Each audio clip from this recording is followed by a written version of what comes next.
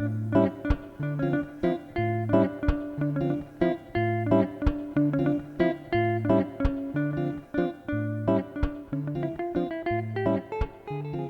pense à ces enfants, mais ça peut arriver aussi avec les adultes, mais il me vient en mémoire cette petite fille qui m'expliquait que moi je fais tout comme maman.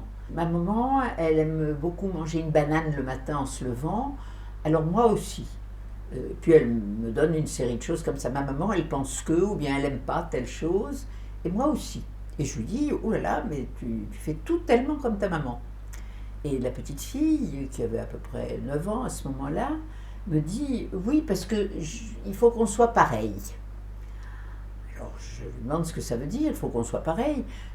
On peut l'interpréter en se disant, c'est le temps de l'identification à la maman qui va lui permettre de devenir, elle, une personne debout, de ne plus être un enfant. On sort du temps du petit enfant, mais à 9 ans, on est déjà un peu grand pour ça. Et voilà qu'on va faire tout comme maman pour s'inventer une personnalité calquée sur celle qui nous est offerte. C'est le temps de l'identification. Et puis ensuite, on va pouvoir se séparer. C'est ce qui arrive en général dans la préadolescence. Et là, nous sommes en pleine préadolescence et cette petite fille dit son bonheur à faire tout comme maman.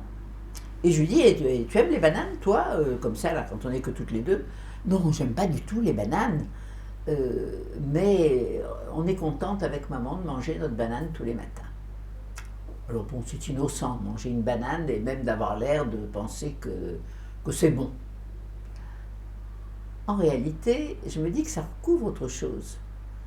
Et effectivement, en continuant à parler avec cette petite fille, on s'aperçoit que cette petite fille ne veut surtout pas être différente de sa maman parce qu'elle a peur d'être séparée de sa maman dès le moment où elle ne va pas penser comme la maman.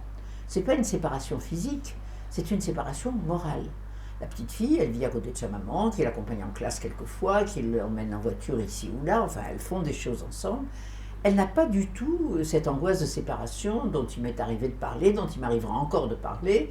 Ça n'est pas cette angoisse-là, c'est l'angoisse d'être séparée mentalement. Ne pas penser pareil, ça va être très douloureux. Et voilà que ça me fait penser non plus à une petite fille, mais également à ce qui se passe aussi entre adultes. Cet homme qui essaie de se mettre absolument à l'unisson des goûts de sa femme, à table ou dans une décision, le film qu'on va voir, cette femme qui se met dans la même situation, ses frères ou ses sœurs qui entre eux n'osent pas trop se dire qu'ils ne pensent pas du tout pareil.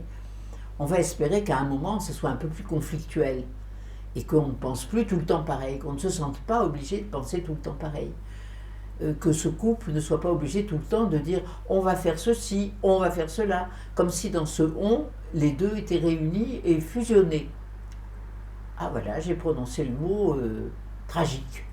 Il ne faut surtout pas fusionner. L'aspiration à la fusion avec l'autre nous met en danger. Alors on la comprend, cette aspiration à la fusion, comme ça tout sera doux et bon. Mais en même temps, je crois qu'il nous faut savoir que quand on se met dans un état fusionnel avec l'autre, alors on régresse, alors on retourne au temps, sans le savoir, au temps où nous étions vraiment tout petits, tout emmêlés au corps de la mère, et ce temps fusionnel, il est bon quand on est petit, tout petit, petit, petit, il n'est plus du tout bon quand on grandit, et l'important, c'est de parvenir à se reconnaître différent et pourtant en lien. C'est tout le problème du lien et qu'il ne faut pas escamoter en faisant disparaître la nature par la fusion.